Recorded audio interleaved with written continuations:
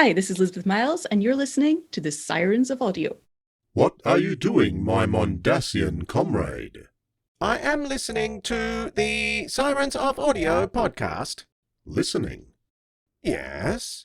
Perhaps it is time you upgraded to the video version, available on YouTube and Spotify.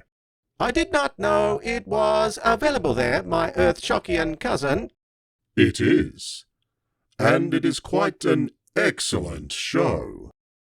I will keep listening until I have my visual receptors upgraded. I have run out of spare parts. That is quite satisfactory. Just leave a 5-star review for them on Apple Podcasts. I will do so. And do not forget to like, comment, and subscribe to their video episodes. I hear that helps more entities find out about them. It does. Many thanks for the reminder. Now, let's get on with this week's show. I hear the content is excellent.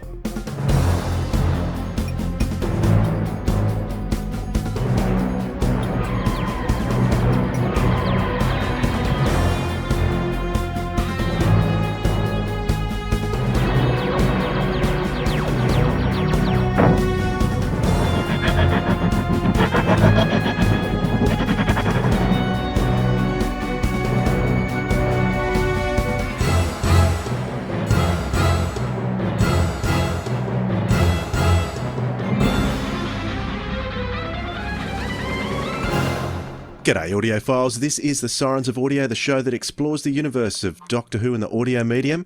I'm Dwayne. And I'm Philip. G'day, Dwayne. G'day, audiophiles. G'day Philip, how's things with you? Things are great, as always. Life is good. You always say that. I know. It must be good in your neck of the woods.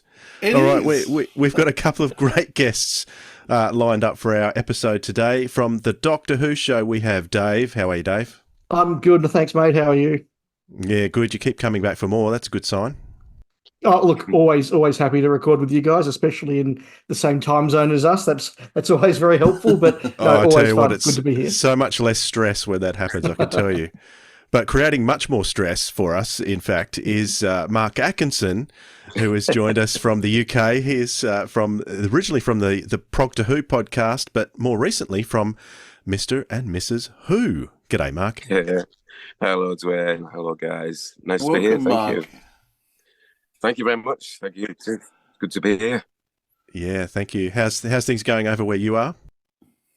Yes, good. Yeah, I'm just gigging a lot as I do, and I'm just finishing off a new album, so I'm doing all that sort of stuff and watching lots of Doctor Who, and having various reactions to it.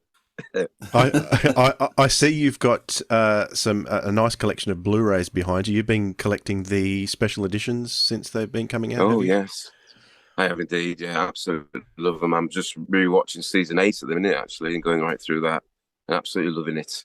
I think they're amazing. So yeah, I never tire of watching classic Who ever. It's brilliant. What have you done with all your DVDs? And all the families. Sorry, What have you done with your DVDs? Now you've got the Blu-rays. I've got my DVDs as well. I've still got them, so I can't say, I ain't got rid of those. That's still to come. Right. We've got to hang on to those. Got to hang on to those. I'm actually currently going through Yeah, I know what you mean.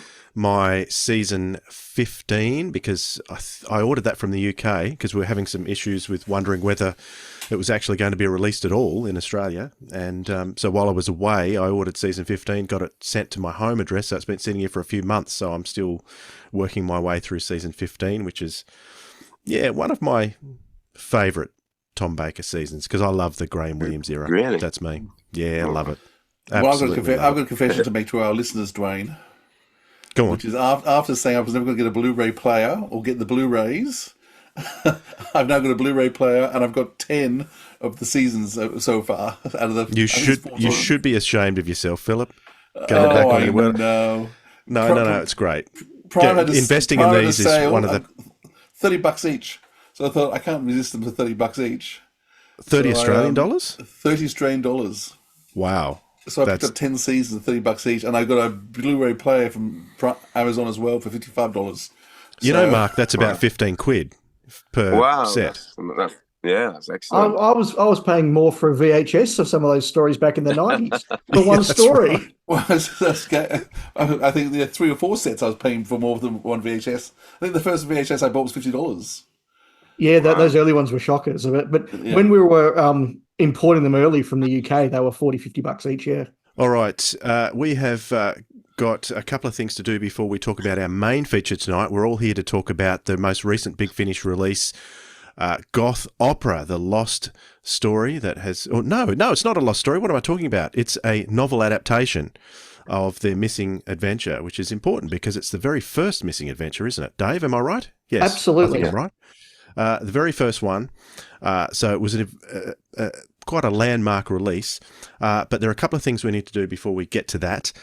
Philip, tell us what's going on. We have a massive announcement that's going out in this podcast today. So people are aware that Fraser Hines and Katie Manning are coming in September, and that's all going well, and tickets are selling well, and we're looking forward to travelling the country with that. But being announced today, though you may have already appeared on the socials if you've been looking, we also have Sylvester McCoy coming. And so in November now, we have Sylvester McCoy. He'll be doing Melbourne, Adelaide, Hobart, Brisbane and Sydney. And he'll be joined by Janet Fielding. So Sylvester's coming to do his last tour. This is the last tour he's going to do to Australia. So it'll be the final chance people have to see him. He's decided at his age that he's going to hang up his boots, but he's going to come out one more time. So this will be your last chance to see Sylvester if you're in Australia. And he'll be travelling the country, and then Janet will be joining him for certain cities. So Janet's confirmed for Melbourne and for Adelaide so far. Though, depending on ticket sales and numbers other places, we might be able to twist her arms to come to a few other stops as well. Last year she was already in Sydney and Brisbane and Hobart, which Sylvester's also doing. But as I said, if there's big numbers at some of those other places, I think we can twist her arm to come to those as well. But so Sylvester McCoy on his final tour. It's going to be amazing. Excellent. That is incredible news. And Janet as well. Dave, you didn't get to see Janet last year, did you? So no, I didn't get up to Sydney for Janet. Melbourne? So no, I've bought my ticket for the Melbourne Fraser event, and I will, diary permitting, be booking for your Sylvester event. That's exciting. Excellent. Good stuff. One more thing, Philip, before we talk about Goth Opera. Do you know what that is? No, what have we forgotten, Dwayne? We have to jump down the rabbit hole. Let's go.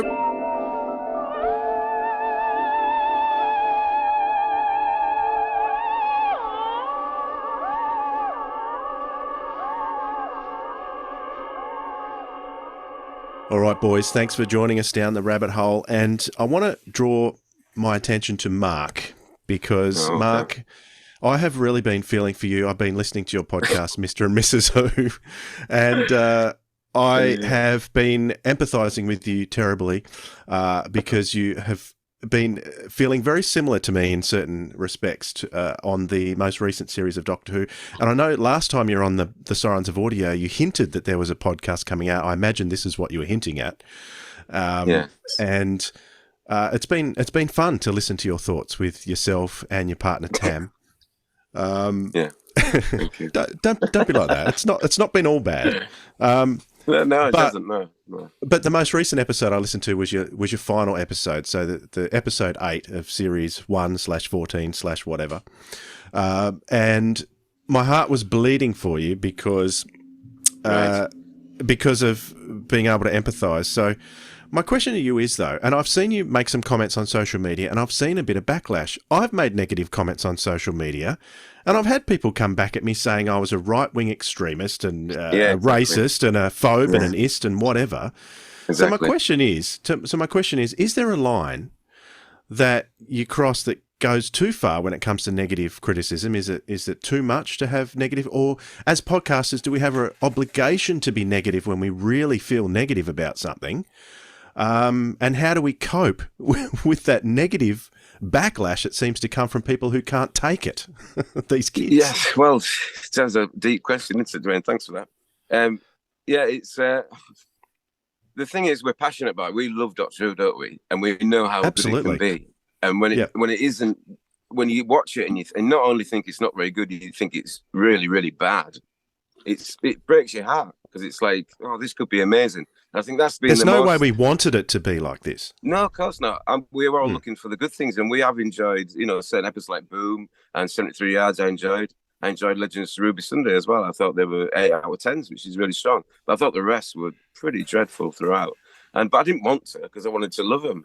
And there was moments here and there but overall, I just thought, I just didn't enjoy it all. I didn't enjoy the writing, and neither did myself or my family. At the time, Enya, our daughter, and she's just recently watched all the new series, so it's all fresh in her mind. And she thought it was really bad, and she was really looking forward to shooting as well. But when that is how you feel, that's how you got to express it, isn't it? And you still want it to be good, and you still hang on the hope that it will be good again. And that's it. I don't think there's anything wrong about being negative, because in the sense that you're just expressing how you really feel. That's it. It's nothing homophobic or racist or whatever is against it, anything. It's about the writing for me, and I think the writing's been pretty dire, to be honest. I've known you for a long time, and I can attest to the fact that you're not an extreme kind of person. You're pretty moderate, really. Yeah. And so how do you cope with this kind of negative backlash that comes at you? Well, to be honest, if it's a really bad one, if they start swearing at you and all this sort of stuff, and I really have to go, I literally don't click like, I don't respond to it. I just ignore it and move past it. And I'll only respond to the ones that are, just being fair and just their point of view. Because everyone has. I'm glad that some people loved it. That's great. As always, there's Doctor Who has always been loved and hated. But I think at the minute, the divide is sort of deeper and stronger now. It's between fandom. It seems such a chasm sometimes, and it's awful when they start attacking. But as I say, for me, I just don't click like or respond. Basically, I just ignore it. You got to, aren't you? You don't want to go down that rabbit hole. Hey, we're in the rabbit hole. Sorry about that. Exactly. Dave, what are your thoughts on this topic? Yeah, look, I have a number of thoughts on this, both as a consumer of content and a maker of content and a fan generally. Look, at the end of the day, podcasts and various other different sort of media, it's the ultimate accessible opt-in medium. And so if people want to hear your views, they can tune in and listen. If people don't like your views, they can tune out. It's really, really easy. And I think that generally speaking, you should be able to, short of, proper nasty sort of hate speech, which I haven't encountered on anything I've ever listened to, you should be able to give your view in a free and frank manner. And if it turns out that nobody wants to hear it, well, you can just shout into the void. And if it's got an audience, well, that's okay too. I think that's sort of pretty straightforward. It's opt in. So if you don't like it, opt out. I know personally, Rob and I both, when we do our hot takes, and we enjoyed probably the series a little bit more than you guys. I did think when it was bad, it was very, very bad. But there are enough episodes there to keep me ticking along. But I've always taken the view, and I think Rob, I can say this, my podcasting mate shares this view. Those who've listened to the Doctor Who show will know I'm a big fan of Kevin Smith, the director and the writer. And about 5 years ago, he had a fairly significant heart attack. And as he was being wheeled into surgery, he was told he had a 30% chance of waking up at the end of that surgery. And he said afterwards, when I was thinking about all the things that I regretted I might not get the chance to do, none of them were, gee, I wish I'd spent more time talking about things I hate on the internet. And Rob and I tend to take that view that, and we've always had this sort of deal between us that if we get to a point where there's a season of Doctor Who or a show we're talking about and we're just not enjoying it, we won't talk about it anymore because we don't need to put in a lot of time and effort to talk about something we don't like. Yeah. That's our view. Others, do want to talk about that sort of stuff. And the problem with the hot take, of course, is you don't know what your view is until you've watched the thing and then you're committed to talking about it. So you're going to have episodes where you just go, I just turned that off and that was rubbish. It made no sense to me. I didn't enjoy it. I was angry. It annoyed me. That's okay. If after 3 or 4 goes at it, you're feeling the same every week, I do sort of ask you the question, why are you doing this? If you're not having fun, stop. You can ask Janet Fielding about that. That was her reason for departing the show. Auntie Vanessa said, if you're not having fun, move on.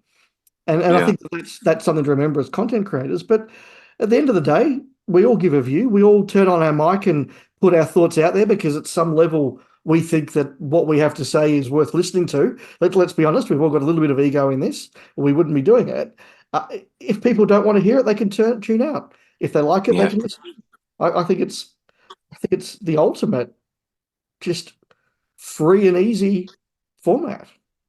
I think Yeah. the thing with your hot takes, Dave, is that I found interesting that there were things, particularly in the Dot and Bubble episode. I was listening to your hot take on that and thinking, why aren't you talking about this? You actually missed a whole portion of that episode that was so in your face that you guys missed it, and that was as a result of you doing your podcast like minutes after you guys had both watched it. So that's always something to remember too. But Philip, you and I have talked about this, and you have said that your mother always told you, if you've got nothing nice to say, don't say anything at all. Do you still stand by that, or do we have a responsibility as reviewers to sometimes give an honest opinion and throw it out there? I think there's a value in giving an honest critique, and I think there's value in saying what you personally do and don't like is okay. I think often the conversation gets stronger than that, though, in terms of this is just no good. And I think as soon as you make a throwaway comment like that without justification, then it's unhelpful. So a couple of things. I enjoyed a lot of the season. I did think the first two and the last episode just failed for different reasons. But I liked a lot of the other stuff in the season. I don't think it's classic. I'm watching season 14 of the classic series at the moment, which just has season 14 play. This is the 14th season of Doctor Who since it's come back. So I've just watched Mask and Dragura, which was an amazing piece. It's not the best, and it's not the best in the season. I mean, there's much better in the season, but the Mask and Dragura, unbelievable, so entertaining, so complex. The location work, the thought behind the characters, amazing. Compare that to Space Babies, and you have to go, good grief. They're worlds apart. And so my heart and my love is the classic series. But that being said, there's so much stuff since the show came back that I think is amazing and brilliant. But nostalgic-wise, classic series all the way. But I do look at something, Mask and Dragger versus Space Babies, and you have to go, I can't believe that. And then you go on with Hand of Fear to the music one, Minuet, whatever it's called. So yeah, we are worlds apart. So, but I grew up in a situation of debating. And so I did a lot of school debating where your job was to critique the other side, to beat the other side with your arguments. But it was always about making arguments. And you didn't belittle, well, hopefully, not usually, belittle the other side and just disparage them. And unfortunately, at the moment, so much of the internet, so much on Twitter, or X, or whatever you want to call this thing, Twitter, is about just disparaging. I love politics, okay? And Dave and I'm left-leaning, he's right-leaning, but we don't have to argue about that sort of stuff at all, because I actually value what he has to say, and I love watching his posts. I'm fully engaged in what's happening in America at the moment.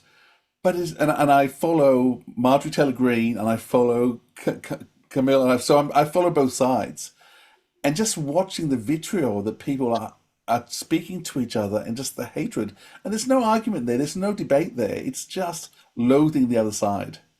And so my concern is so much. And that's crossed over into Doctor Who. Yes. And that's what Doctor Who and other things like that. Doctor Who's just become, you just loathe the other side. You don't listen to them, you don't listen to the critiques.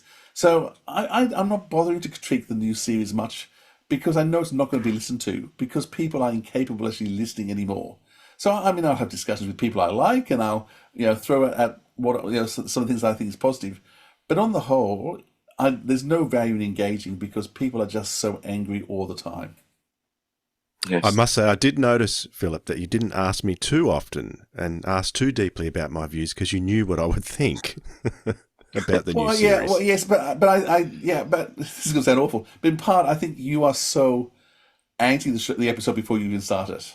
I don't think you can even come to a new episode in a good place. I think you are. It's very difficult these days for me. Yeah, that's true. Yes, that's true. Yeah, so you approach an episode wanting to find what's wrong with it and seeing it straight away. Whereas I approach an episode still with a love for Doctor Who, wanting to see the good. Yeah, well, it's more than hope, and I still think there's lots of good stuff in it. But there's a lot of stuff you say, oh, well, that was a waste opportunity, and Yeah, and a lot of the critiques I would have made about the Chibnall era, which I just thought was dreadfully written, was the fact I don't think he ever did second drafts. And my big issue with this season we just had was it just didn't feel like we had second drafts. Yeah. Because there's this all these little errors that RTD usually would have picked up on, and just errors in the plot, holes in the plot, inconsistencies with character, some of the timing things, those little things which usually RTD gets right, he didn't get right, because it just felt to me like for some reason that second, third, fourth, fifth draft that he usually writes didn't happen. But I don't know. I mean, I'm curious to know in 10, 15 years' time, hopefully we'll hear then what actually happened and why it happened the way it did. But I think the heartbreaking thing for me is this was the show's chance to go global. I mean, and be a whole new massive thing. And I think basically it's failed to do that and it has failed because it hasn't been good enough. Anyone watching Space Invaders isn't going to want to come back from it. We don't know that because we don't know what the figures are because DC doesn't release its figures. No, but I think anyway, we'll see but yeah, I think that was the thing for me. That's the heartbreaking thing. And this was its chance. And I think RTD completely messed it up, to be honest. But anyway, let's hope he gets another chance. Just a couple of extra things sort of responding there from me. Look, I totally agree with what Phil said about the way that this political discourse is just seeping into everything in life, and that includes fandom. But Phil's right. There are still plenty of us, and Phil, I agree. We don't always come from politics from the same point of view, but we have very healthy discussions. Although I suspect when it comes to US politics, we probably are on the same side. But that's fine. We can all have our views. But just the thing that I think is really important when we talk about reviewing something. Now, for Phil and Dwayne, you probably remember in Australia, one of the iconic review shows was Margaret and David at the movies. Yeah. And I remember an interview once with David there, and these guys did movie reviews. They were iconic in Australia for those who are overseas. I remember an interview with David once where he said that the point of a review is not to tell you whether the reviewer liked it or not, although naturally that will come through in the discourse. The point of a review is to tell the audience whether they will like it or not and what sort of an audience it's for. And so that's something that we certainly try to keep in the front of our minds when we do our reviews and our hot takes. So something like the Devil's Cord. Look, I thought that was the worst episode of the season. It didn't work for me, but I try to explain that in a way that because I have a very sort of I like a very dry sort of Doctor Who. I like your season 7s and your season 18s and stuff like that. That didn't resonate for me. But if you're a fan who loves the really high camp, who loves the silliness, if you're a fan who thought that Missy was the greatest incarnation of the Master ever, you're probably going to get a lot out of the villain from the Devil's Cord. So that is one that's for you. But if you thought that Missy was a bit too over the top and a bit too camp for you, you're probably not going to get something out of it. So although, naturally your feelings come through, sometimes you can say, look, it's not for me, but this would be for someone else. Sometimes you just go, look, I don't know who this is for, but they are fortunately very, very rare. It was a good example, actually, Margaret and David, because if you recall, very occasionally they would go at each other and they would start attacking each other. Can you imagine if they were on these days? It would be those portions that would be clipped and put on social media. They're the bits where they're attacking each other. They're the things that would cause the most interest on social media. So and I can remember Margaret coming on and saying, look, I did not enjoy this film, but if you enjoy American Pie and that genre of films, this is a very good example of it. So you go watch it, but it's not for me. And that's okay. Yep. I mean, where they argued was if they saw something different in a performance. And so one would say, she gave a brilliant performance. The other one said, no, it was pathetic. Like, no, she was trying to do that. And they were trying to explain to each other why they saw something totally different in the same show. So, this season, I mean, Dot on Bubble and 73 Yards, those are my two standout episodes. I love those two episodes, the most of the whole season. But it's because there's so much to discuss in them and argue about and what you do and don't see and what the points are. But I know other people hated them for those reasons. And do you...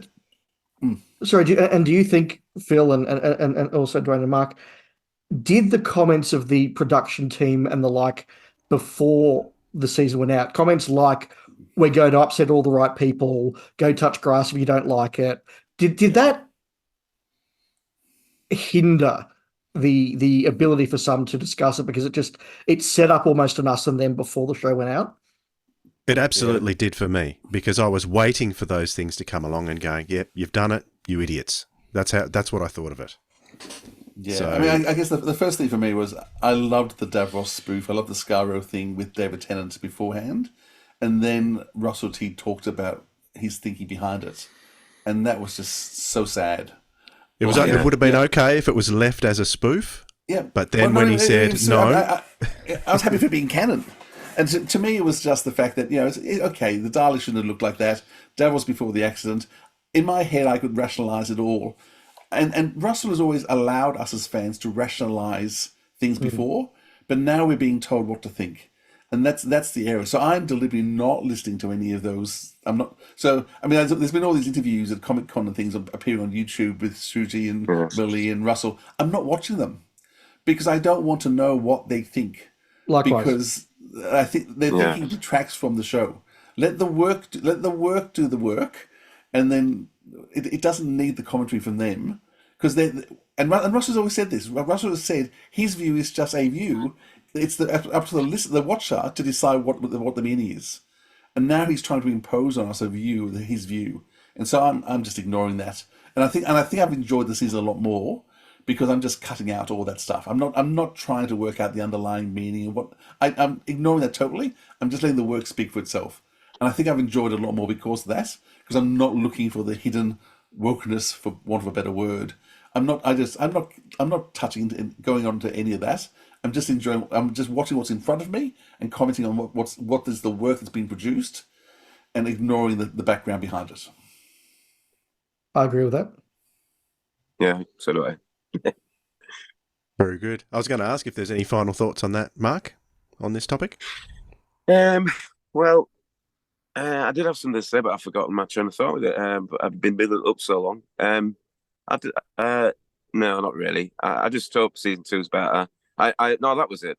I agree that Russell T set it all up to begin with with the whole Davros thing. That was the first thing that sort of got my back up. I thought that is ridiculous that he would do that just because we can't have people in wheelchairs being evil. That's terrible. Because there was a whole thing on Twitter. I don't know if you saw, with the guy that does cosplay for Davros over here in England, and he's disabled, and he was absolutely furious about it. Because The Scottish Davros, how dare he be sort of, and how dare he be insulted for me? We love Davros as he was, and just the whole idea, because the character, it's the origin of the Daleks, isn't it? The creator was deformed like that in an accident, so created him in his image. That was the whole point of it. And to just change it, was ridiculous. And I think that started off the whole chain reaction to begin with. You know what I mean? Of people sort of thinking, it's just not worked for me at all. And it's Russell T. I must admit, I get annoyed when I hear him speak now. It's terrible. But I just hope we get another showrunner soon, and that the show regenerates again, because I hope he gets given the chance to do that. And this hasn't killed that chance. Just a final thought from me, Dwayne. To sort of go back to the principle of what you said, and Phil introduced politics, and for a moment there I was going to have a very, talk about myself as a Gladstonian liberal and reference Voltaire and the right for free speech and all the rest of it. But then I thought, well, we're on a sci-fi podcast, so let's bring it back. And I thought I'll reference a moment in Andor, which I think just summed up my view on a lot of this, which is a conversation where I think it's Mon Mothma and one of the other characters back on Coruscant are talking, and the other chap says, well, who needs to worry about these laws about what you can say and what you can think and what you can do? If you're doing nothing wrong, what do you have to fear?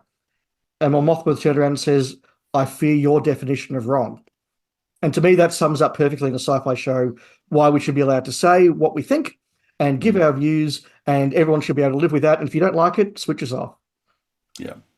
All right, we're up out of the rabbit hole, and we are going to talk about the missing adventure novel adaptation, Goth Opera from Big Finish. Here's a blurb. Manchester, 1993. The Time Lady Ruath, an old friend of the Doctor's, arrives on the planet to inform Earth's vampires that the arrival of their legendary Messiah is imminent. His rising will herald an age of endless night where the undead reign supreme. All that is needed is the blood of a Time Lord. In Tasmania, the Doctor, Tegan and Nyssa are enjoying the sun and plenty of cricket. When they're attacked by vampires, they escape unscathed except for Nyssa, who suffers 2 small puncture wounds to her neck. Compelled by her attacker to remain silent, she can tell no one what she's turning into. Why is Ruath so determined to see the descendants of the great vampire rise to power? If only the Doctor knew the truth. She's certain he would turn to her side and help to secure the future of vampire kind no matter how much humanity must suffer. I wouldn't mind a taste of Morrissey. What do you think his blood would taste like? Milky tea, love. From Big Finish Productions, Doctor Who, Goth Opera. You may call me Ruath. I am a Time Lord of Gallifrey. The ring I wear shows the great seal of Rassilon. I know the secrets of your past, and I know the great destiny that awaits you. You're flying. What are you? You've got an interesting mind. You're not human, are you? How do you know? No! No! No, get away from me! I don't want to die. Not up to me. Sorry. Lisa? You okay? Tegan! Hang on! Tegan, what's going on? Are you certain you're all right? I just need to rest. It's Nissa you should worry about. I am worrying. Yes, I know that face. What face? The I'm missing something important face. Am I? Maybe I am. They called themselves the Great Vampires. To this day, the very mention of their name strikes fear in the heart of every true Gallifreyan. I am Yarvan, Lord of the House of Yar, father of all the Earth's undead. Kneel before me. The power of the Time Lords in your veins. All of time and space is yours to explore and to conquer. Together, we shall be Queen and King of the Night. We will unite the humans and the Time Lords in the great communion of the undead. Together, nothing will be beyond our reach. Big Finish, for the love of stories. Goth Opera, The Facts and the Trivia. Written by Paul Cornell, adapted for audio by Elizabeth Miles. Directed and produced by David O'Mahony. Script editor Scott Hancock. Music by Tim Steamson and sound design by Simon Robinson. Starring Peter Davis as the Doctor, Janet Fielding as Tegan, Sarah Sutter as Nissa, Natalie Galamede as Ruath, Michael Balfouf as Yarven, John Schrobb as Victor Lang, and Richard Armitage guest starring as Rassilon for a very short bit at the beginning. There's also a few other casts as well. Goth Opera was the first novel in the Virgin Missing Adventure range, and it was released on the 21st of July 1994. It was built on from the 28th new adventure novel, Blood Harvest, by Terrance Dicks.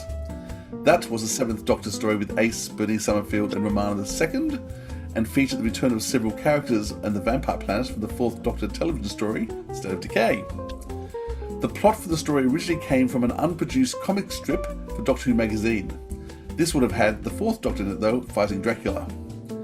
Paul Cornell described the process of writing the story as most unpleasant, and he described it as an obvious pastiche. The story takes place between Snake Dance and Mordred Undead, with Tegan still recovering from a second battle with the Mara. Another renegade Time Lord has come from the Doctor's class. What was going on with him at Gallifrey that year with Ruath? So the list now grows even longer with Master, Rani and Drax, and Barusa their teacher. So what a bad lot of school they were. And the time period of Gallifrey is stated to be billions of years before our current time on Earth, which is something we may discuss because I thought it was quite fascinating. And those are the facts of the trivia. Thank you very much, Philip.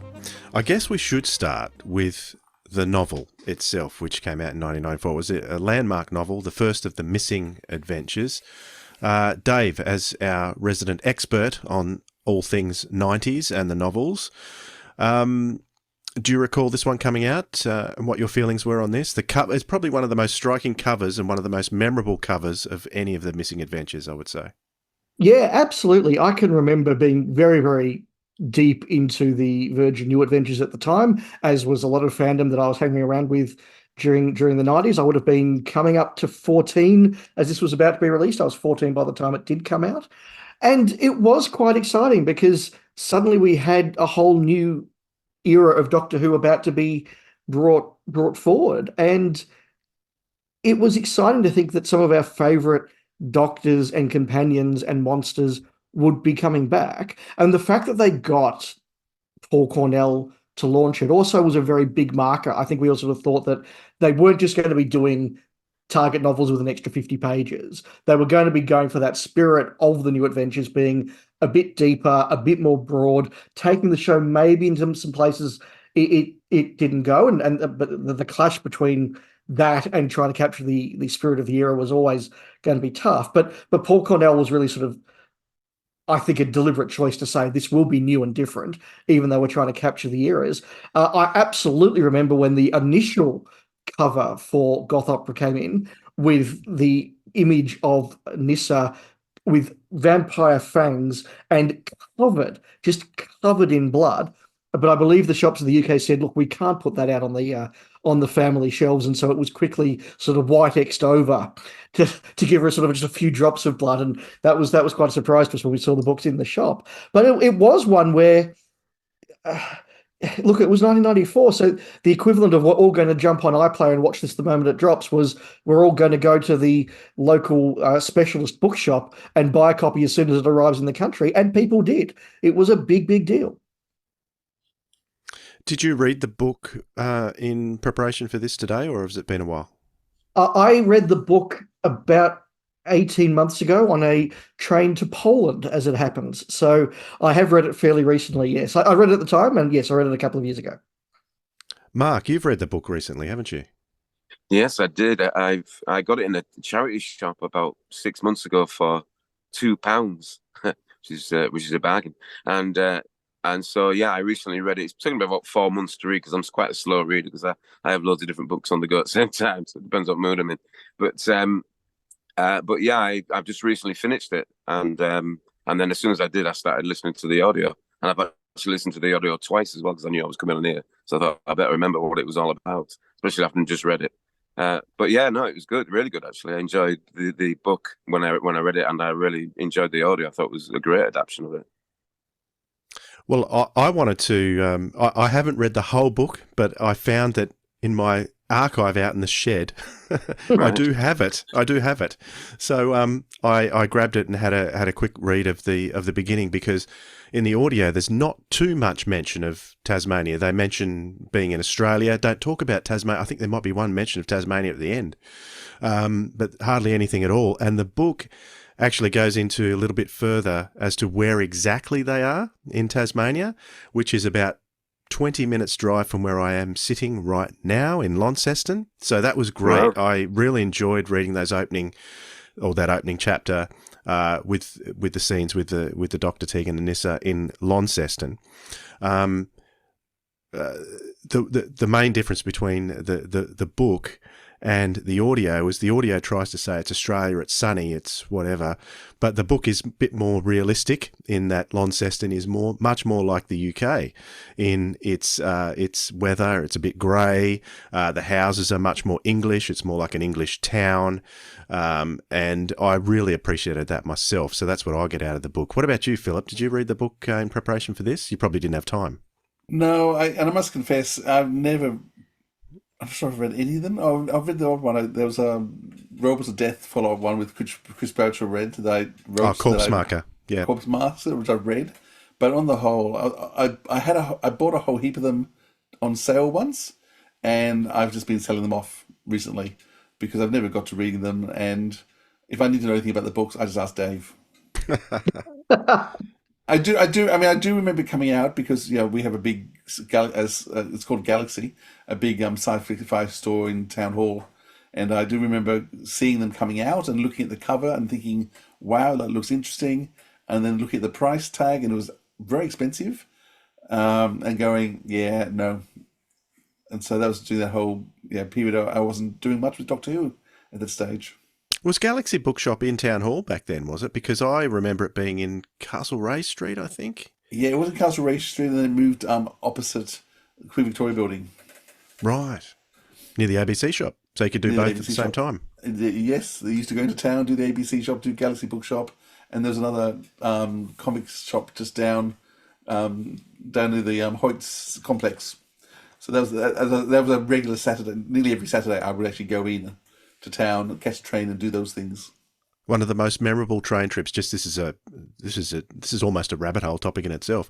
I caught the train from where I lived. I lived out in the Hawkesbury, so I caught the train from Richmond into Queen Victoria Building, when the Daleks was released on VHS, just to pick that up. And can you imagine the 2-hour trip back out to Richmond from where from the QVB? I was just looking at the cover of the Daleks. That was an amazing train trip, and boy, I just stuck it straight in when I got home, and that was just one of the best. That was one of the best Doctor Who days of my life, I can tell you, watching that for the first time.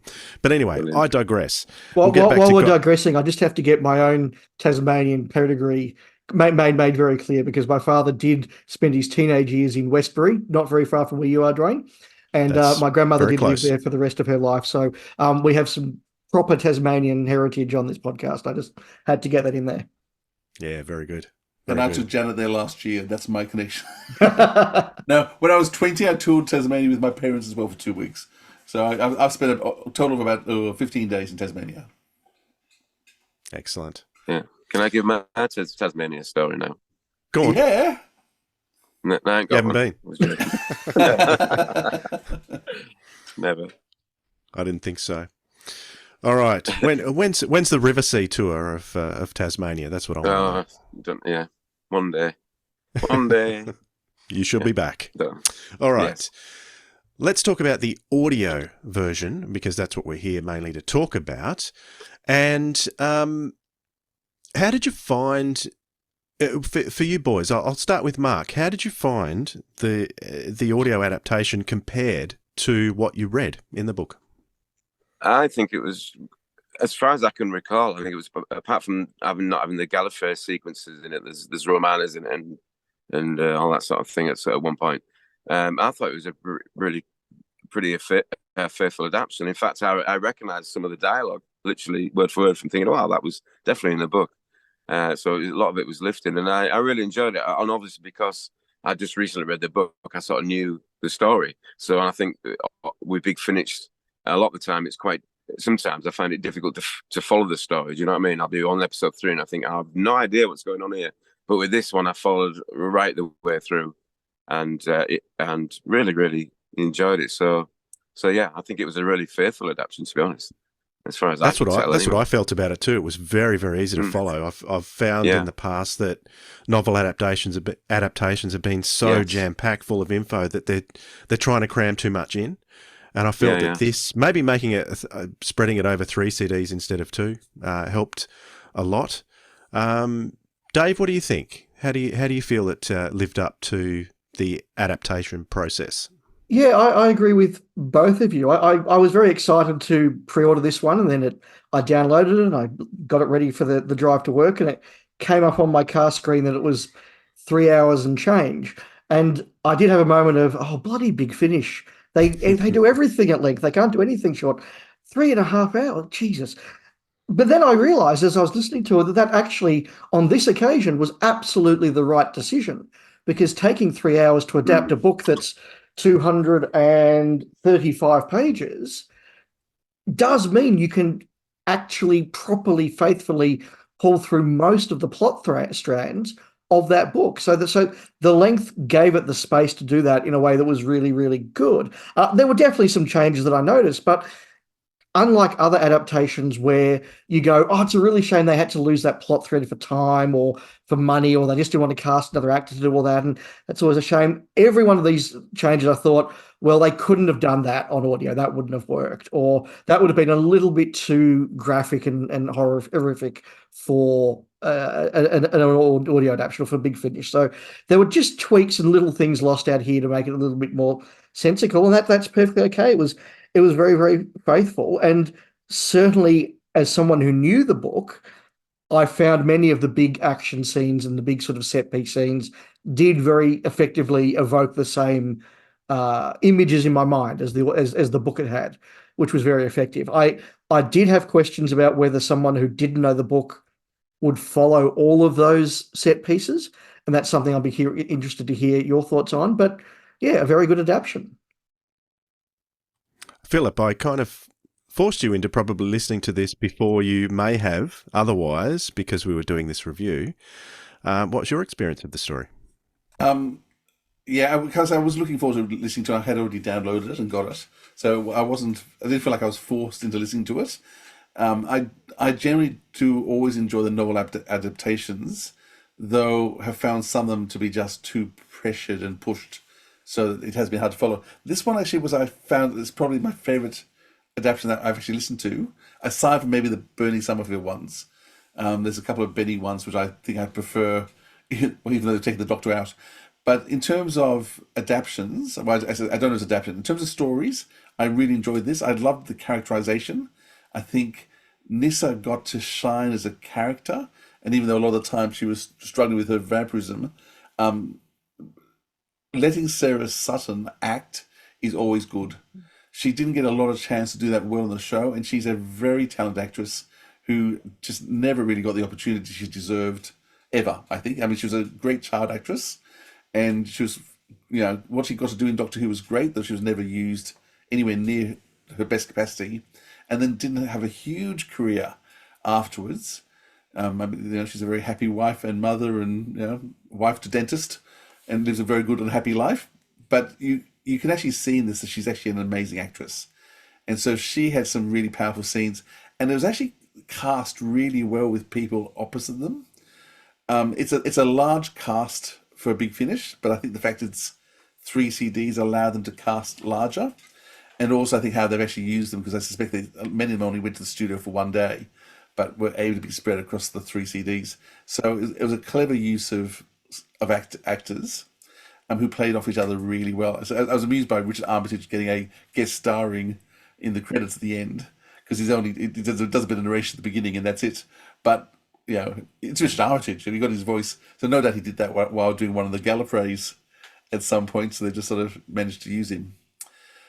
The plot flowed really well. I thought it was a good story. I thought Janet and Peter got to work really well together, and they had some really great scenes. The stuff I struggled with the most was another renegade Time Lord from the Doctor's class. Did anyone in his class behave themselves? Like, what was wrong with a lot of them? So that to me was the one thing I struggled with. But I really enjoyed the story, and it got generally I was quite nervous about what was going to happen and how it was going to work out. And if it weren't for the fact that we knew this didn't turn into a vampire, you could actually see it going down that path quite well. And the thing was, in terms of would she kill? Because that's the tension, is the fact she's not going to be a vampire forever. But the question was, would she actually kill before being cured? And what would that do to her if she was? So there's a bit of psychological drama in there as well. Yeah, interesting use of the first names of those renegades in were they used in the audio? I know they were all used in the book. The first name of the meddling monk was used. The Rani. Who were the other ones there? Master. Magnus. Yeah. Magnus. Yeah, there was quite a few of them there. I think was it Mortimus was the first name of the meddling monk. Yes, that's from Paul Cornell's No Future book. Right. So it's not the first time we've seen that name, but I'm sure it was mentioned by Ruath in the audio adaptation. So that was good to have that in there too. But as far as the following the story, this is my favourite audio novel adaptation. Because of the way it's done, it's I love the slower pace of it. I love the just pure dialogue. They brought the music down in the mix so that it's moody rather than overpowering. So that there's a lot more dialogue than a lot of the other novel adaptations have got lots of action sequences, and it's hard to just. Maybe I'm just getting too old, guys. I don't know, but I found this a lot easier to. I found it very faithful to like State of Decay, where they're just, you see the three who rule just pacing around, just conversing with each other. And that's the kind of sense that I got from this story. And I thought it was very faithful to Terrance Dicks's original idea of the vampire race as opposed to the Time Lords. What are your thoughts on that, Dave? I think that's actually a pretty good summation. It was very easy to follow, and let's remember as well that when the book came out, Goth Opera, it was paired with a new adventure, Blood Harvest, by Terrance Dicks. So they were two stories that you could follow individually, but the character of Yavin goes from one to the other. And so there was that Terrance Dick's world created for the sister book of Goth Opera. And I think the adaptation very faithfully evokes that spirit very, very well with the character of Yavin. Do you think this screams for an adaptation of Blood Harvest? I think it did, but it's almost missed the boat now. So that should have come first. Is that what you're saying? Yeah, I think it should have, because again, I know where Yavin comes from. I know why Yavin was from Eastbase and suddenly he's on Earth. But if you haven't read Blood Harvest, you would have no idea why this character that keeps talking about working with the great vampire in Eastbase is suddenly buried in Romania on Earth. And seems to know the Doctor as well. And seems to know the Doctor as well. Yeah, so again, like in the book, that's that wonderful thing of how the Doctor's solving a problem he's caused in his past. And when the McCoy's Doctor, the Seventh Doctor, sees Yavin escape onto Earth and his companions are saying, "Oh, we've got to go fix Yavin," and McCoy just says, "It's all sorted, did that a few lifetimes ago." And then Davison has to work out what's going on, and he's not known. And so all of that stuff where Yavin doing the whole, "I recognize you, I know you," and Davo's like, "Well, what? I don't know you." That kind of missed that timey-wimey implication. Speaking of Davo, is he being more breathy these days, or am I just noticing it more? He's always very breathy, but he seems to be more breathy than ever. What are your thoughts on that, Philip? Have you picked up on that? Yeah, I don't know. I mean, I think he's starting to age. His voice is starting to age, which he's managed to keep it quite young. I mean, the question I wanted to actually ask Mark and David was in terms of, do you think that this is a accurate Fifth Doctor representation? Because this story is an unusual Fifth Doctor story. Do you think the Fifth Doctor and Peter Davison played it as it would have been at the same, as I said, supposed to be between the Mara and Mordred Undead? Is this an accurate story for that period, and was it played appropriately, or would you have done something differently? No, I don't think so. I think I felt like I was definitely in that era. I definitely got the breathless Davison, as Dwayne was saying. I was just thinking about when they were editing his vocal, how much breath, when they must have had to decide when to just cut his breathing, if you know what I mean. But because there was a lot of breathlessness going on. But I love Davison anyway, so yeah, I think it was really well captured, that era, a lot. I've got a question about the timeline on this, because this is set before the Five Doctors, but the Doctor mentions that he's the president of the time.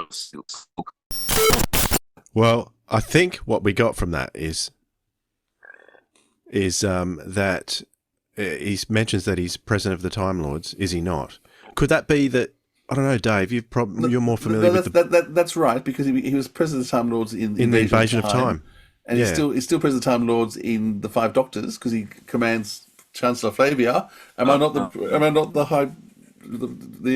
president of Time Lords? You will obey my orders. So he's right there.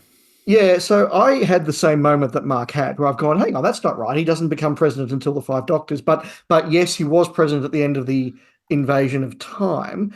But, well, hang on, though, because we've had Arc of Infinity a couple of stories ago, and Barusa was president there. So he's not the president at that stage. He becomes president again at the end of the Five Doctors. But in the Arc of Infinity, Barusa's president. Maybe he's just bragging. That's not impossible, because I just maybe it's the president in the United States sense, where once a president, always a president. I don't know. Or maybe he's president of the world, like in the Moffat era.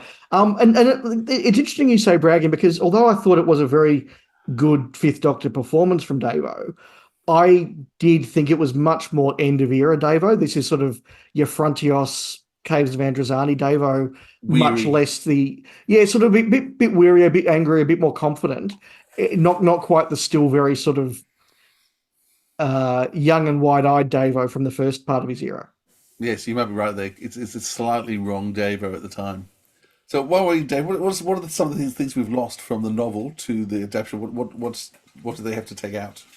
So look, the background of Yavin, as I mentioned, is one thing. One character that's definitely missing is the vampire baby, who is in the novel the one who actually bites Nyssa. And I think that it's very hard to have a vampiric baby in an audio, because they, by definition, don't have any dialogue. So unless you had a lot of, "Oh, look over there, what the baby's doing now," it wouldn't have quite worked. And there are also a few sort of more graphic little sidelines. So, for example, there's a little side piece in the book where a young man is turned into a vampire, and if memory serves, goes back and does some pretty horrible stuff to his family, and he's then killed. Which is all very good in a book, and it helps to give some gravity to the situation. It helps to show how horrific becoming a vampire and doing stuff is, but it's a graphic and difficult sideline to go down in a audio. Mark, we answered your question. I hope it all made sense. Yes. No, sorry, it's me. I forgot about Invasion of Time. I'm trying to block it from my memory. Yeah, but then when you disappeared, we came up with Arc of Infinity, which is different again. He's not the president there. So, which is set before this. So the question's not really answered. But maybe, it's the same continuity from the people in this who gave us Gallifrey being in the constellation of Castor Boris. So, yes! I don't know how that slipped through either. Okay. Well, my immediate thought when I heard that was the director here is not a Doctor Who fan. He's not a full-blown Doctor Who fan. Well, I think it's a Doctor Who fan. Yes. He's just a classic Doctor Who fan. I think what's happened there, because I was just looking through the all the production list. There would have been no one in studio who would have known how to pronounce it properly. And I mean, David Richardson should have been their senior producer. You would have thought he would have got it right, but maybe he wasn't in studio at that stage. Because that cast as Sturbus, it was just yuck. Yeah, there was definitely a sense of someone let that one through. So maybe the same person who forgot the Arc of Infinity.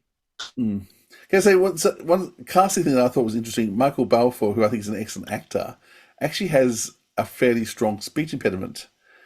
And it was interesting with the character of Yavin. It I actually found it distracting. Usually a slight speech impediment would have bothered me in a character. But because Yavin was this all-powerful vampire, did anyone else notice the speech impediment? Did it bother anyone, or was it just me?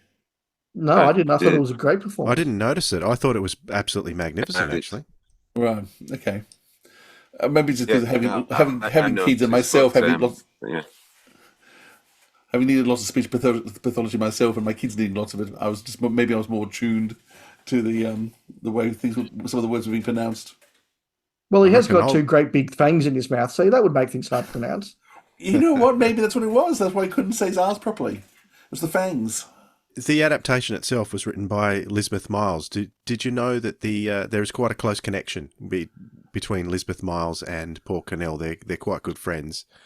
They do a Hammer Horror podcast together, and so no doubt Lisbeth would have discussed this with Paul. I would imagine she did, and Paul would have had quite a bit of an input into this script. So potentially a good thing, eh?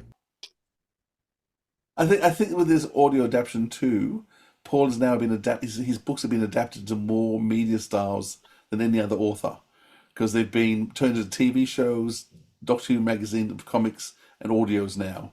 So his books have actually been transformed into more media than the other author of books. That's very impressive, and I can remember him when he was just a young fan writing rebellious essays about the Pertwee era in magazines. Where he is now. That's very good. Yeah. I wanted to ask about Ruath, the character of Ruath, because at the beginning, the actress playing her, I thought she wasn't very good, to be honest. And then she regenerated, didn't she? Was that a different actress for the regeneration part? And another thing was, did that happen in the book? Because I don't remember that happening in the book, regenerating.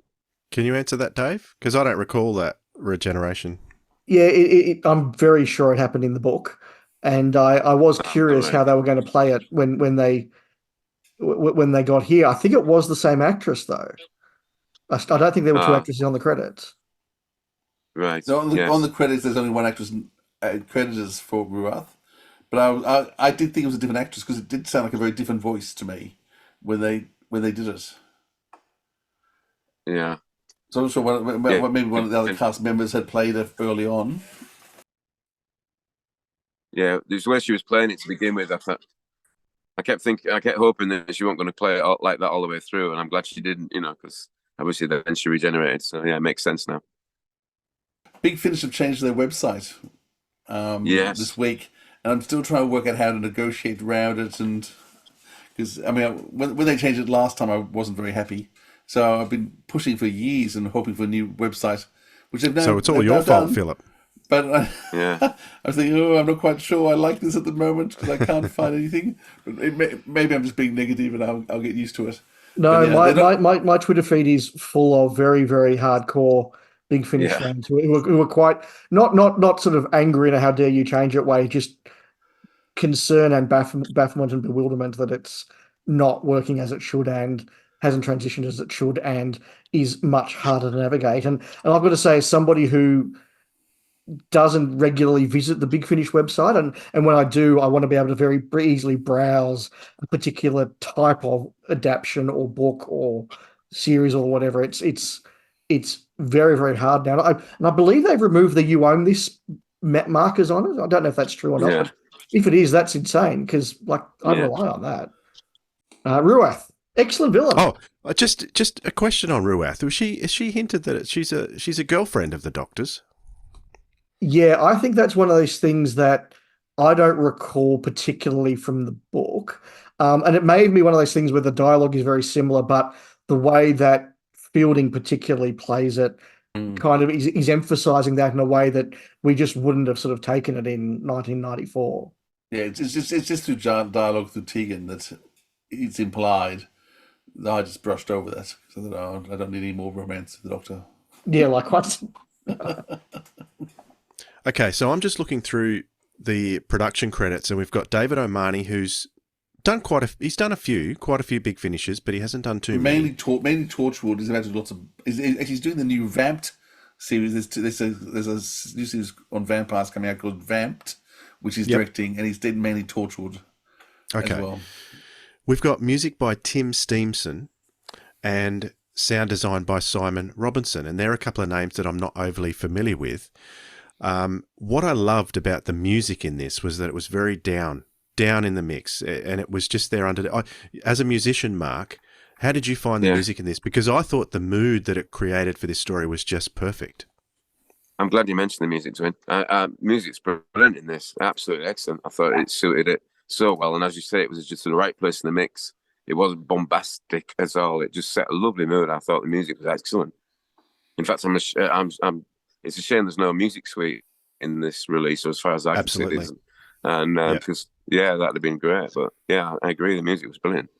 So credit for that as a musician to Tim Steamson, but also David O'Mahony, because he would have, as the director, had a lot to do with bringing that down and placing that where he wanted it placed within the mix. The sound designer too the sound designer would have ultimately placed it where he wanted it to be placed. So, yeah, those three guys had a great role in the music and sound design.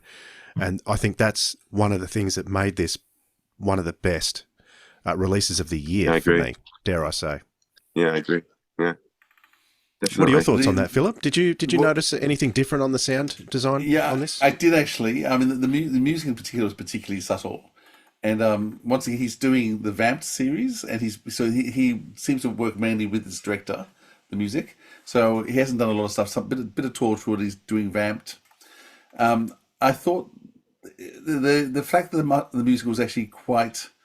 It was more an undertone of just suspense was there, as opposed to there's no key themes or motives, nothing hummable along the way. It didn't distract at all. Like there's times when I realized that there was music happening, but I hadn't noticed it until I was actually listening for it, because it was just more helping to set the character. The music and the sound design worked very closely hand in hand to create atmosphere. And it's always nice when the music is working as closely with sound design as it was here.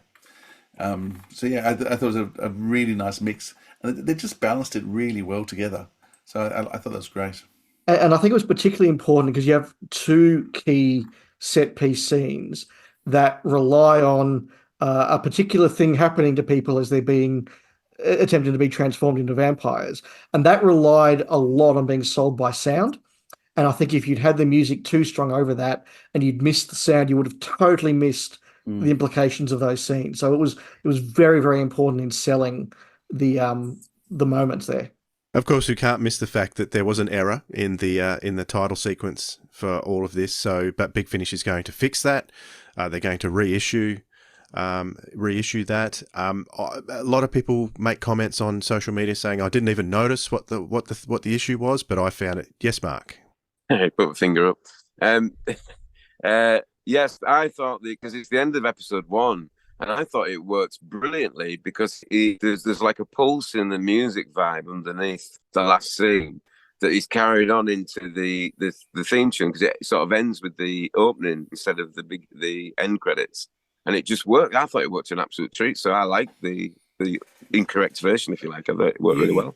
You need to tell me what was wrong. Yeah, me too. If you listen to the opening credits on every episode, all 3 parts, the opening credits, instead of going to the siren sound of the typical Davison theme at the end, the wheel, it fades out. So it fades out into the story, which is incorrect.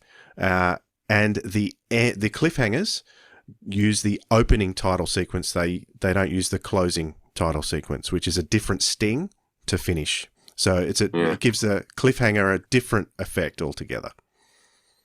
So instead of the end credits sting, you've got the opening Starfield credit sting. So you'll have to listen out for that. I found it really jarring. I thought, what's going on here? Did you? Yeah. I really liked it. I really liked it at the end. As the end of episode 1, I think it worked a treat. Yeah, but only that one.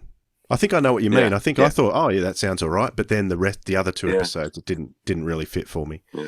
But anyway, it's being fixed, so no one has to worry about that. That got through a lot of hands incorrectly, because it gets listened to so many times by so many different people that the fact that that's been missed by so many people is pretty wow. Yeah. Well, it's listened to by the director, sound designer. So they're the 2 that listen to that. I just sure the producer, at least the city producer, would listen to it as well, wouldn't they? And I also thought there were quality controllers as well that listened to the final output too. Yes, because I volunteered for that job. Yes, so did I. So did I. We know there's quality controllers there. We know there are quality controllers there. There's people who are paid to actually just sit in a dark room with headphones on and listen. So that you can pay me any day, Big Finish. I'll do that.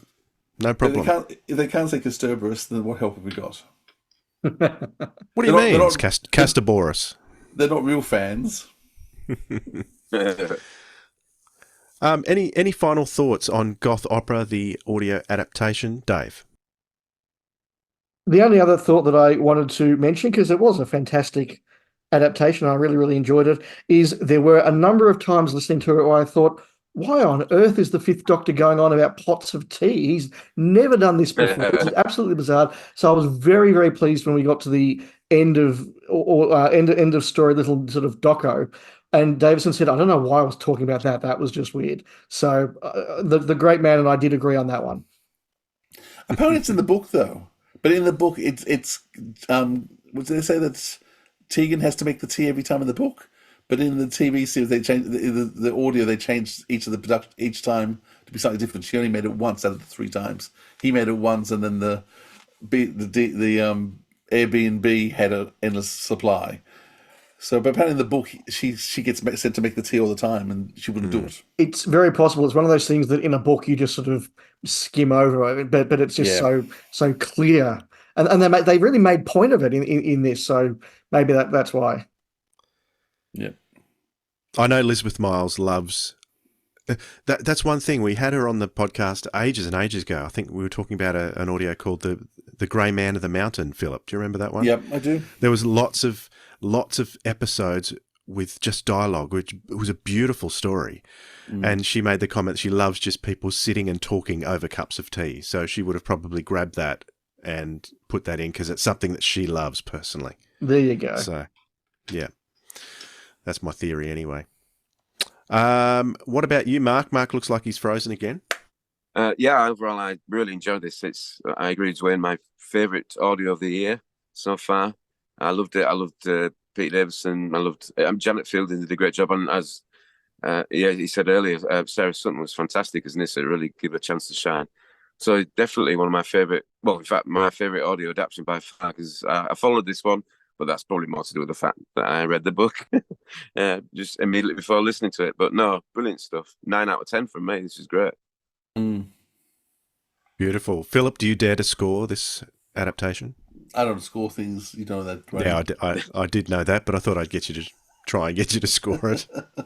I just criticise other people's scores, but I don't score myself.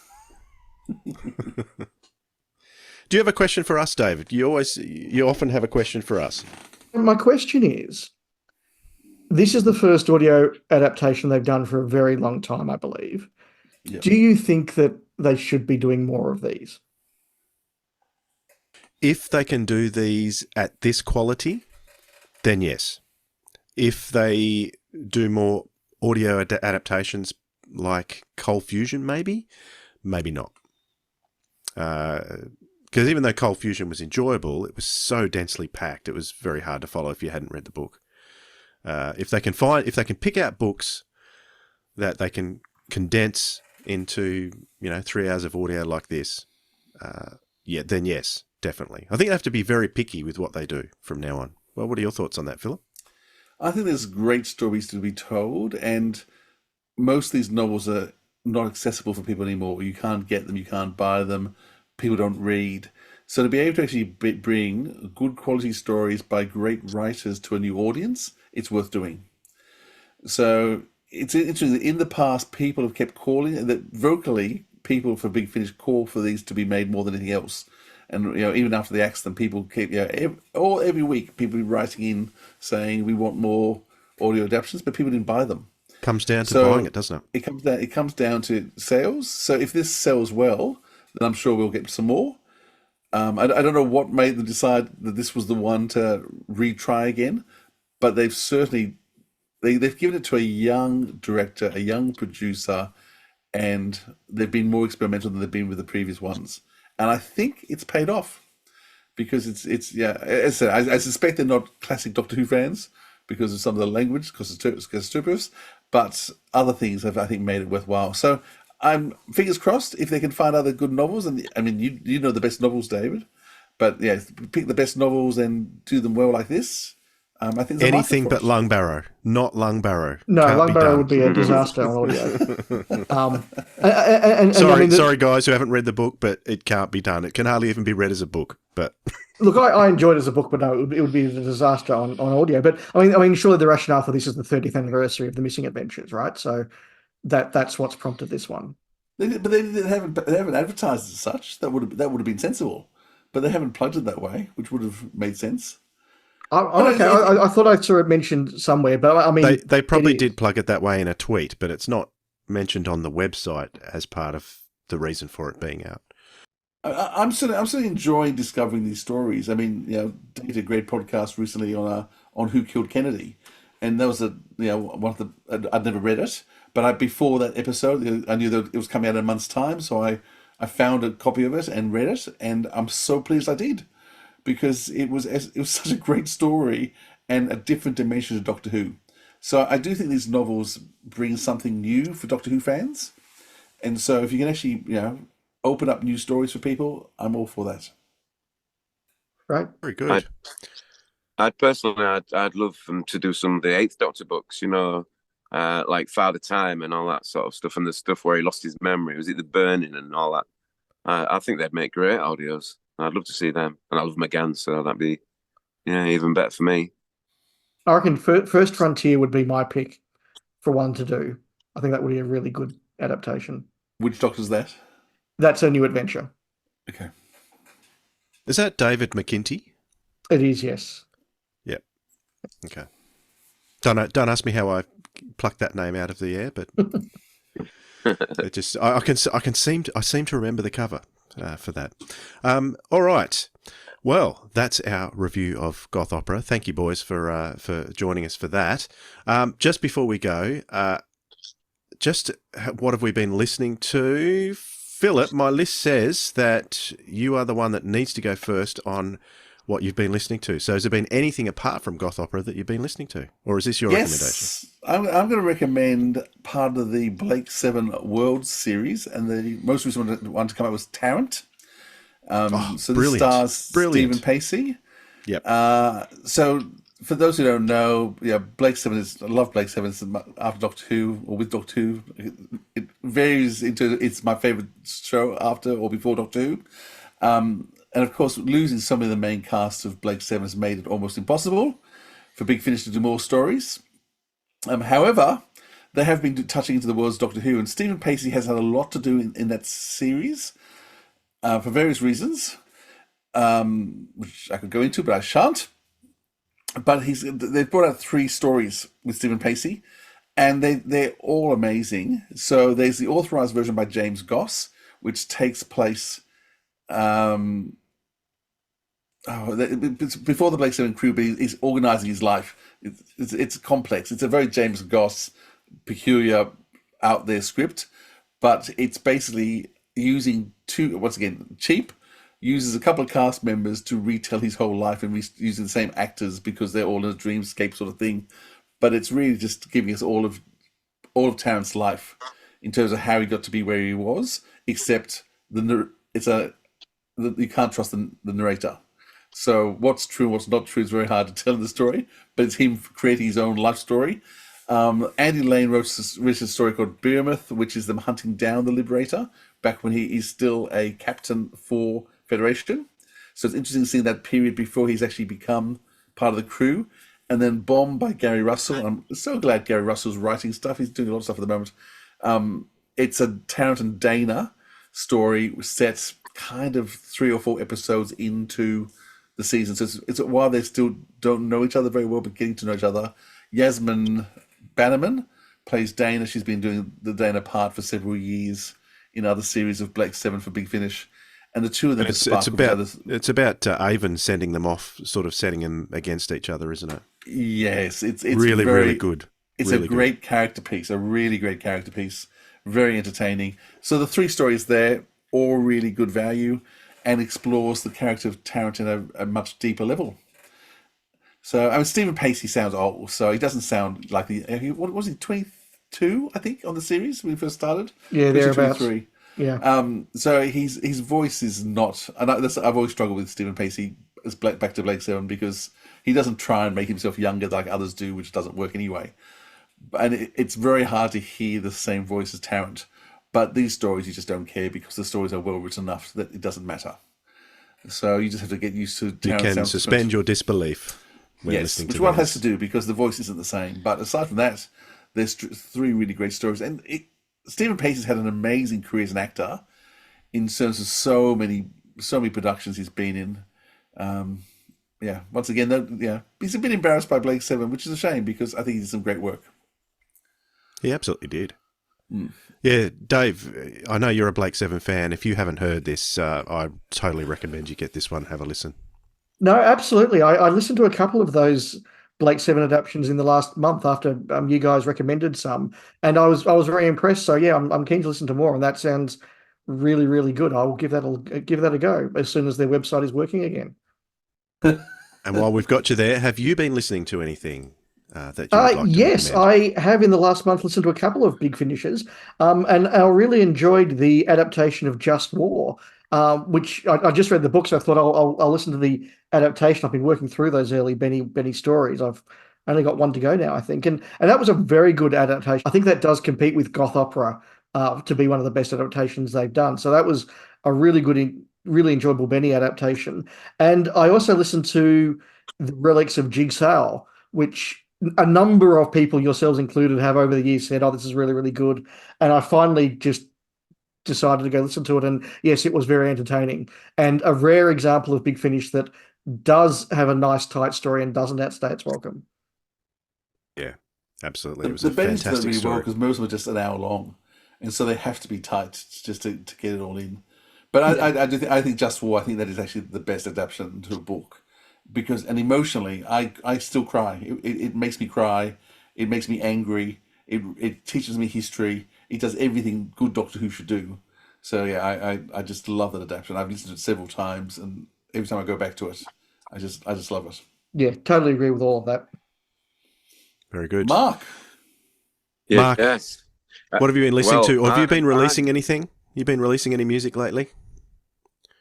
No, not yet. No, I'm just finishing off a new Moon Halo album, so that will be out New cool. Year. But we're getting close. It's coming together really well. But on Big Finish front, I listen to more Big Finish now than I've ever done because I obviously have a lot of driving with my job, so I listen to at least 2 or 3 different adventures a week. What I tend to do is I do an 8th Doctor, then a 1st Doctor, then an 8th Doctor and a 2nd Doctor, an 8th Doctor, a 3rd Doctor. So in other words, let's do a lot of them again. And in between that, listen to each Doctor really. So I've been loving it a lot. I mean, some are better than others, obviously, but I want to recommend Parish Werewolf. It's his new Lost Story one for the 2nd Doctor. Sort of 2 episodes of that right now. I'm really enjoying that. I love Michael Troughton as Doctor, as the 2nd Doctor. I love it. Yeah, I haven't heard that one yet. It's interesting because one of the writers, Robert Kitts. Sorry, guys. One of the writers, Robert Kitts, used to live in Sydney, so he would appear at Doctor Who conventions and talk about this Victor Pemberton script that was never made, and he would come and give talks about it at Sydney fan meetings. So that was really fascinating. I don't know, is Robert Kitts still in Sydney? Philip, do you know? Or is he still alive? Or I have no idea, sorry. Don't know. Did you ever go to any of those with Robert Kitts? Not that I can recall. So it was interesting, guys. There was something posted on Facebook. I think Dallas or Tony Howe posted something with a Channel 9 report when John Nathan Turner was out in Australia. Okay. And I was watching through that, and I spotted myself in the crowd. Because it was one of the events. One of the events. I was there I am. And then I could recognise the back of my head as well in another crowd scene. So it's Steve Liebman. It would have been there. Yes, which I think that was 1984. I think. Oh wow, maybe even before.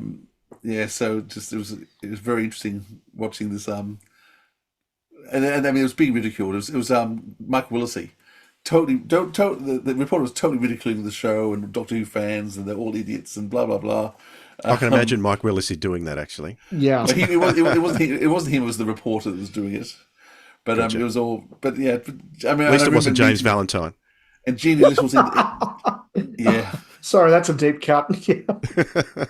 Oh yeah. There's good stuff out there. Very good.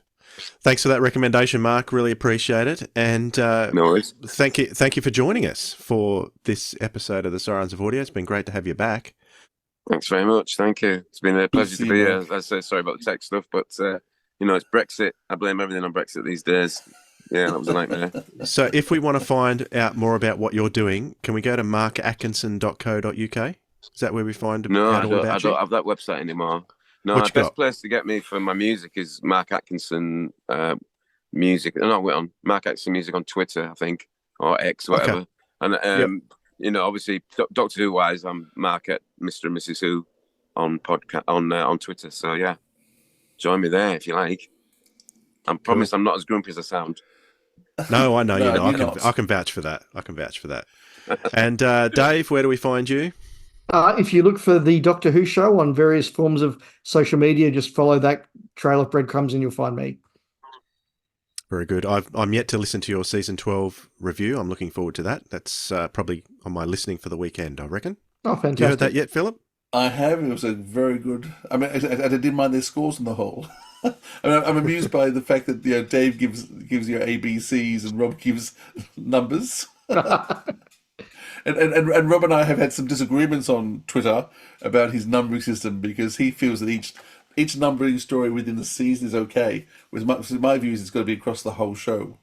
Because I thought he was being very generous towards some of the Jodie episodes at some stage. And so saying, but you've given this a 9 for Jodie. You can't compare that with a 9 for a Tom Baker story. Sorry, but anyhow, it was a fun little discussion we had. But yeah, Doctor Who show. I listen to it as soon as it downloads on the Sundays. Yes, and maybe one day if you gents are in Melbourne, you can join us for a Gin and TARDIS episode. A Gin and TARDIS episode sounds like a lot of fun. Well, we will be in Melbourne in a month or so. Well, there you go. And look, if you think that they sound like fun, what you hear, you should hear what doesn't make the cut. Might even get Fraser Hines involved. How about that? Well, That could be- the two of the three of us who do those Gin and TARDIS episodes did get very, very drunk with Fraser Hines in 1999. And famously, Marc, who's our other Gin and TARDIS colleague, he and another friend of ours, Luke, were texted and told Fraser is coming to the pub with us. You need to come and be here. And they said, yeah, whatever. We're not going to fall for that one. Ha ha. And then when we were all very drunk, we got Fraser to call them and say, hey, I'm Fraser from Doctor Who. I'm here at the pub with your mates. And they wanted me to say you're a bunch of soft options. And they then rang us back and said, tell him to stay. We're coming. Like, mate, he's gone. You've missed him. Oh, it should be fun. Well, there's still opportunity to see Fraser Hines in several locations. Check out sirensofaudio.com. Grab your tickets. It will be lots of fun. Dave will tell you our shows are lots of fun. It's all very well us saying it, but Dave, as an outsider, can say it too. So no, absolutely, they're fantastic value for money. You get time, old school fan run conventions where you get time to actually just let the guest relax and tell their stories. Them and an audience of loving Doctor Who fans, and just I've heard stuff from guests like Sophie and Wendy and Katie that I haven't heard before. So it wasn't just a regurgitation. It wasn't just I've got to get up for half an hour and give the party piece. They're there on stage and they're relaxed enough that you really do feel as though you've learned new things and got to meet them in a room full of local fans. I'm a big fan of these, and I'm happy to get along and very happy to recommend them. Thanks, Dave. Thank you very much. Your check's in the mail. All right. Until next time, guys, thanks for your company. Thank you so much, Philip, for being here as always. Thanks, we will catch you all next time. Bye, goodbye. Bye. This has been the Sirens of Audio, Goth Opera, with our guests Dave from the Doctor Who Show and Marc from Mr. and Mrs. Who, with your hosts Philip Edney and Dwayne Bunny. Theme music by Joe Kramer. Check out our live event details and all other info on the podcast at sirensofaudio.com. Got some feedback? Send your emails to sirensofaudio@gmail.com or DM us at any of our socials. The handle is @AudioSirens. Thanks for listening, audiophiles. We'll hear you next time.